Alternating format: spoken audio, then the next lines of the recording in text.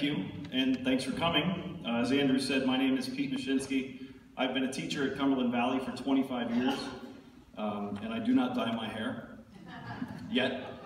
But Andrew thanked me, and honestly, all the thanks goes to Andrew. He came to me a few short weeks ago and ran it past me, and I thought to myself, why has there never been a program like this at the high school? And I couldn't say no, but in the same breath, I had to tell him that my wife works out of state. I have 3 children heavily involved in soccer and in basketball, and I said, this is your puppy, buddy. You're running with it. I'm just going to be the pretty face, and I'll do what I can behind the scenes. So all the thanks really goes to Andrew.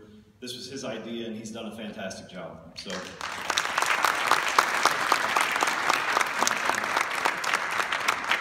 I do want to share with you how proud I am to be standing in front of you. My father was a veteran of the Korean War, and he never talked about it, so I urge you to share your experiences with your children, because I miss that.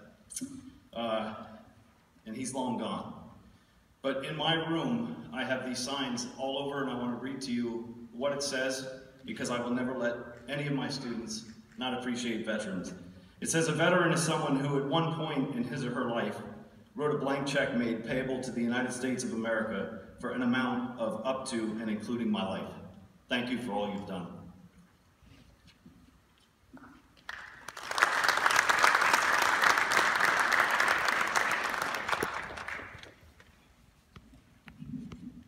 Before I introduce to you our keynote speaker, I wanted to give you a short history on Veterans Day. Veterans Day started out as being called Armistice Day.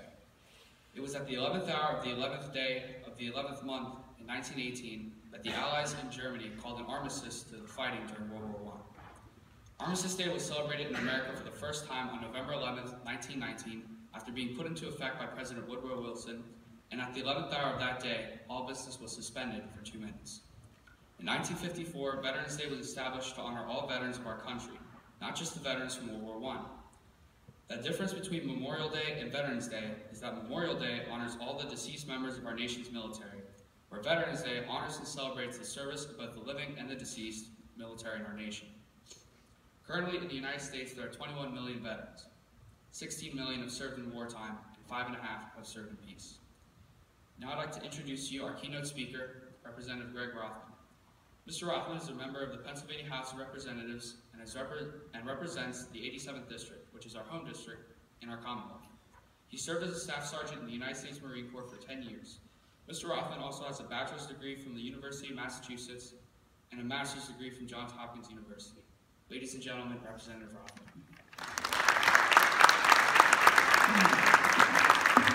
Thank you, Andrew. Just to be clear, I didn't spend 10 years as a staff sergeant. I started out as a private. I went to Parris Island and for boot camp and worked my way up to a staff sergeant. Thank you, Andrew, Dr. Witham, Dr. Bloomgarden. These beautiful voices behind me, thank you. That was great, and all you for attending, especially veterans and family members of veterans. I'm honored to be here. Let me first say something about the election earlier this week. I have a friend who is an immigrant from Africa, and she's about 50 years old and has been here for about a year and a half. She's the day after the election, I saw her, and she was asking about what was going to happen with this change in regimes. And in her country, and in that continent, and for many, many years in the history of this country, or the history of the world, when diametrically opposed regimes or parties come into office, those previously in office are either imprisoned or punished or maybe even killed. In fact, our country began in a revolution. And what is remarkable about the United States of America that she noted and was questioning about is that we have these things where two people with complete opposite views can replace each other in this highest position in the land without any bloodshed. And we call it a bloodless revolution. And I'm encouraged by not just the words of our president-elect on election night about us being united, but the words of our current president yesterday, that the success of our new president, he wishes success for the new president because if he succeeds, the nation succeeds. So I'd be remiss if I didn't mention this election, but today is Veterans Day, and it is a time that we honor those who have served our country, and that's a remarkable thing.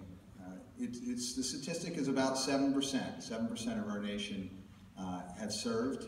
At any given time, there's less than 0.5% on active duty, and if you think about the freedoms we have and what we depend on our military for, that's a pretty remarkable number, that 99% of the American people benefit from the works of 1%.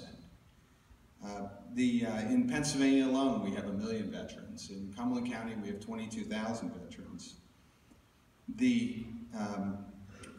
President Abraham Lincoln is credited for saying, and maybe someone else said it before him or someone else has said it, certainly people have said it afterwards, that the reason that we should treat our veterans with such reverence is because the young men and women who we will ask to fight similar wars in the future will watch how we treat our veterans. My journey to the Marine Corps was paved by men in my family who had gone before me. I graduated from Cumberland Valley in 1985, and for those of you, if you understand history, from 1975 until 1985, there really weren't any conflicts. And so in my graduating class, I would guess, at least as far as I remember, 2 people were going into the military. I mean, today when we have our graduation ceremonies, they honor and they reference the people who were joining the military. But my generation who graduated from high school weren't going into the military. I remember one friend who joined the Marine Corps and one friend who was going enlisting in the Army. I had a grandfather who served in the Navy who regularly would remind me that the Marine Corps was a department of the Navy. I told him it was the men's department. My father served in the Army, was in the Army Reserve, and I can remember at picnics as a kid listening to he and his fellow Army buddies talk about field stripping a cigarette, or the K rations, or going to drill, or cleaning their rifles, or polishing their boots. And those things, I wanted to experience that too. And at that time, they were promoting the military as an opportunity to get us to get training that would then help you later in life, and you'd learn a skill. And so I remember talking to my dad about joining the military. I had my godfather, who was also my namesake. I had a cousin, Greg, who was a cousin of my father's second cousin, who was a Marine and was paralyzed in Vietnam. And he was hit, shot, and was paralyzed. And so I only knew him in a wheelchair, but he always had such a huge smile and such a positive attitude. So I had a desire to serve my country, and I would talk to my dad about it, and he'd say, well, you go when there's a war. And I remember calling him when we bombed Libya. I was a college student. I said, is this a war? He said, no, that's not a war. And when we invaded Grenada, or Panama was all these little instances of skirmishes. So when the ground war started, I didn't tell him. I think it was a Wednesday night. I called recruiters on Thursday and raised my hand on Friday. I'd already graduated from college. I was selling real estate, living in the area. I had a pretty comfortable life, but I wanted to go serve my country, and we were at war. I enlisted on Friday, and for those of you old enough to remember, back you won't remember, the war ended in about 3 days, and so by Monday, the war was over. But Sunday night, I went to my parents' house to tell them I had enlisted in the Marine Corps. The recruiters told me that the fastest way was just to go enlisted, and my unit that I was going to be assigned to was already over there, and I'd go right over it. But my father was laying on the couch watching 60 Minutes or something, and I told him, and he said, well, you're going to have to tell your mother. And I went upstairs, and my mother was watching television, and it was 60 Minutes, and they were showing the first casualty of the first Gulf War, which was a young Marine Lance Corporal. And they were showing us pictures, his boot camp picture, and my mother said, I just thank God that you and your son are in the military. And I said, well, Mom, I just joined the Marine Corps. And thus began, it was a great 10 years. I served in the reserves. I joined my unit the day they got back. I went through Paris Island. I joined my unit the day they got back from Kuwait. and they had a parade for him. There were 8 of us. I was smart enough not to ask a question, but there was a young private who asked, "Do we get to march in the parade?" To which the gunnery sergeant said, "I missed Thanksgiving, Christmas, New Year's Eve, my anniversary, Valentine's Day, while I was over in the desert while you guys were back here training. No, you don't get to march in the parade." I thought I'd tell you at least one story from boot camp, and anybody who has served has stories like this.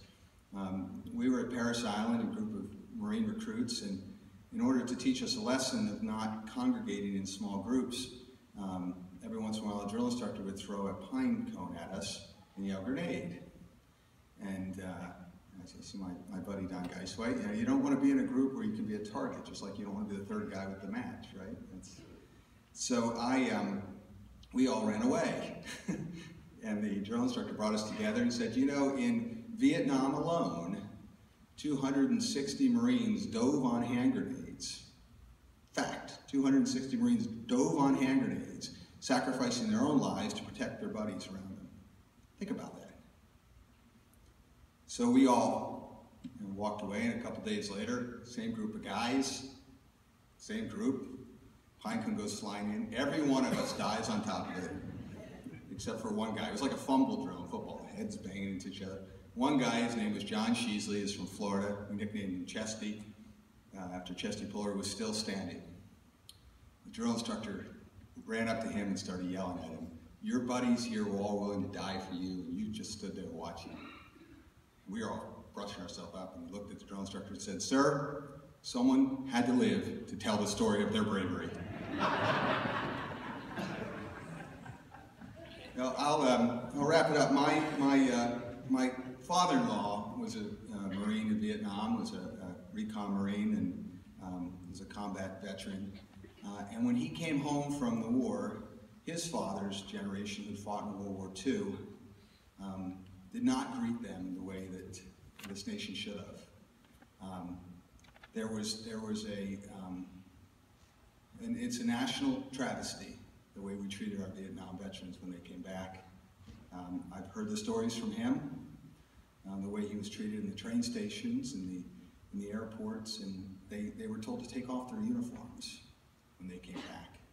And so it gives me great pleasure to see that our young people now know how we treat our veterans, and that we never, ever, ever let what happened to our Vietnam veterans happen to future veterans. And so I thank you all for being here, and Andrew and the school for doing this, that our young people can see that this is why we treat our veterans the way we do. We honor them so that they will have the courage to fight our wars and protect our country in the future. Thank you.